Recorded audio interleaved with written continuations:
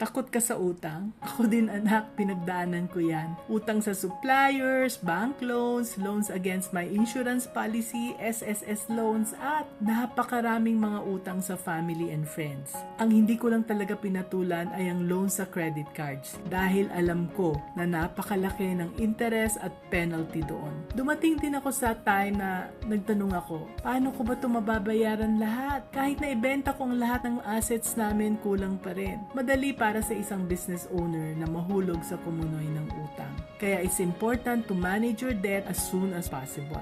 Munang step, ihiwalay ang pera ng negosyo sa sariling pera. Habang may utang, simplify your life at alisin ang lahat ng luho. Just get a salary to cover your bare necessities. Pangalawa, ganun din sa business. Simplify. Eliminate yung mga unnecessary. Pangatlong step, stop all debt and create a debt repayment plan. I-prioritize ang pagbayad ng utang mula sa may pinakamalaking interest rate para mas mabawasan ang paglaki ng utang.